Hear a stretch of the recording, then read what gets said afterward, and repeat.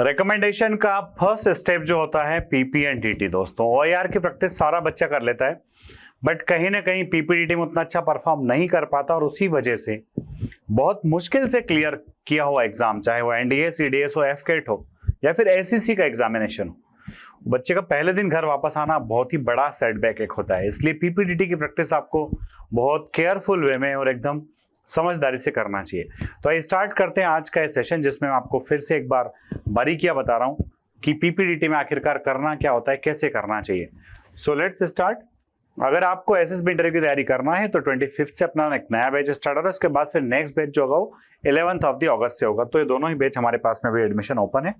C the picture very carefully. If you see the picture carefully, usually पीपीटीटी का picture थोड़ा blur आता है, बट अगर कोई बिगिनिंग लेवल पर प्रिपरेशन कर रहा है या फिर उसको थॉट्स आइडियाज डेवलप करना है तो फिर उसमें ब्लर और क्लियर क्या ही तो मैटर करता है। पहले उस पिक्चर की डिटेल्स को ऑब्जर्व करना बहुत जरूरी है। सो इफ यू सी, तो यहाँ पर हमें क्लियर कट 2 कैरेक्टर्स दिख रहे हैं। Character number 1 this child and character number 2 this female.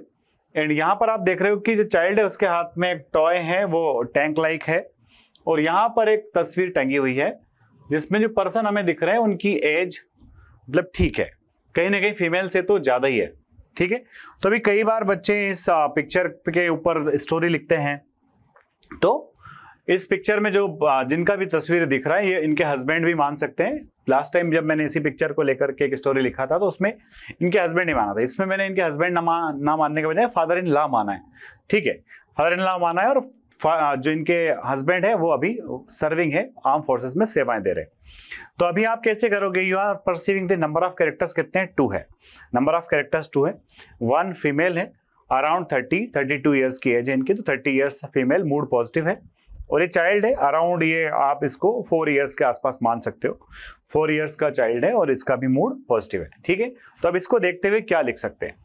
तो आप जो है आप इसका थीम क्या लिखोगे? पहली बात तो जब बड़ा चैलेंज आता है कि आपने नंबर ऑफ कैरेक्टर्स परसीव कर लिया, उनका जेंडर, उनका एज, उनका मूड, ये सब आपने देख लिया। उसके बाद में लिखना होता है थीम। तो थीम क्या होगा? तो आप जो है आप इस चाइल्ड और मदर के बीच में रिलेशन स्टेब्लिश कराना है, तो थीम वही होना चाहिए। तो आप यही लिखोगे, डेवलपिंग चाइल्ड, बच्चे का डेवलपमेंट करा रही है, बच्चे को है ना वो जो है ना उसकी देख रेख करे, taking care of the child, आप ऐसा लिख सकते हो। ये बेसिक थीम हो जाएगा जिसमें रिलेशन स्टेब्लिश हो जाएगा कि आखिरकार फीमेल और चाइल्ड के बीच में रिलेशन क्या है। ठीक है, चलो अब मैं देखता हूं कि अपनी स्टोरी मैंने क्या लिखा है, और ये डेफिनेटली स्टोरी आपके लिए हेल्पफुल होगी।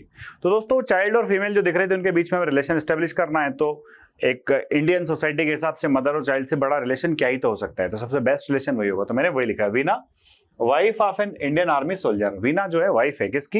इंडियन आर्मी में एक बंदा सोल्जर है, उसकी वाइफ है। ठीक है, her late father in law had also served the Indian army, है ना, उनके जो लेट फादर इन लॉ जो है जिनका स्वर्गवास हो गया है।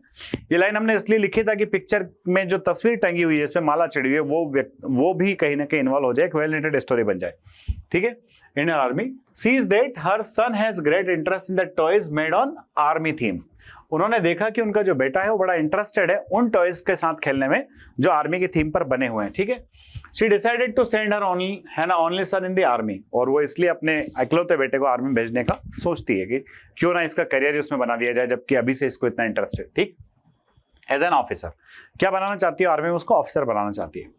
She started telling her the brave stories of his grandfather and serving father. तो वो उस बच्चे को स्टोरी सुनाना शुरू करती है अपने सर्विंग जो है उसके सर्विंग फादर, किसके? बच्चे के सर्विंग फादर और बच्चे के सर्विंग ग्रैंडफादर, जो लेट ग्रैंडफादर उनकी। When father comes on leave, है ना, child also talked him about his duty. बच्चा थोड़ा बड़ा हो गया, 4-5 साल का हो गया, पापा आप क्या करते हो, कैसे करते हो?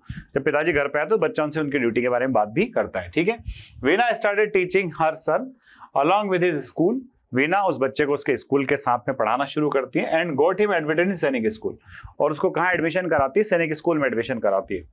व्हेन ही comes from सैनिक school on leave, she guided him to read different books and bring him to retired army officer for guidance। और जब वो बच्चा सैनिक स्कूल में जो प्रिपरेशन करता है तो करता ही करता है, जब वो छुट्टियों में आता है तो वीना उसको कुछ स्पेशल बुक्स रीड कराती है, साथ ही साथ वो उसको और भी दूसरे ऑफिसर्स के पास लेकर के जाती है जो ऑलरेडी इंडियन आर्मी में सर्व कर चुके हैं, वहां से रिटायर है।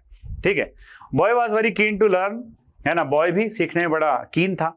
ही followed all the instructions given by different people, है ना, वो सारे इंस्ट्रक्शंस को ध्यान से सुनता था जो डिफरेंट पीपल उसको देते थे। ही प्रिपेयर्ड अकॉर्डिंगली, और उन्हीं के अकॉर्डिंग उसने प्रिपरेशन भी किया बच्चे ने। And got selected for NDA, और वो एनडीए के लिए सेलेक्ट हो जाता है बंदा, ठीक। Veena was very happy that her son achieved his childhood dream, और वीणा बड़ी खुश होती है कि उसका बच्चा जो है अपने चाइल्डहुड ड्रीम को अचीव कर गया।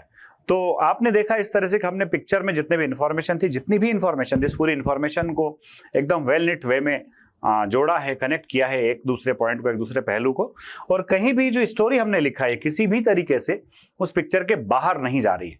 तो आप इस तरह से अपने थॉट्स को डेवलप कीजिए, क्योंकि आपके लिए स्टोरी लिख करके लाना और इसको इस तरह से ऑनलाइन लेक्चर बनाने बड़ा इजी है। इजी इसलिए कि सोचने का काफी टाइम मिल जाता है, बट जब आप एग्जैक्टली टेस्ट में परफॉर्म करोगे तो आपके पास वही लिमिटेड टाइम पीरियड रहेगा। इसलिए आप सीधे सीधे पिक्चर्स को देख करके दूसरों की स्टोरीज को कॉपी पेस्ट मत कीजिए बच्चों। ब्रॉड एक्सपोजर लीजिए, अच्छी बुक्स रीड कीजिए, न्यूज़पेपर से अच्छे पिक्चर्स देख देख करके थीम सेलेक्ट कीजिए, और उन थीम के आसपास खुद से स्टोरी लिखना शुरू कीजिए। अगर आपने ये सब किया तो डेफिनेटली आपका जो है रिकमेंडेशन सुनिश्चित है। और अगर और भी इंफॉर्मेटिव वीडियोस चाहिए तो एसएस वर्ल्ड को सब्सक्राइब कर लीजिए, और साथ ही साथ इंस्टाग्राम पे भी हम एसएस वर्ल्ड के नाम से है, तो वहां भी आप हमें फॉलो कर सकते हैं।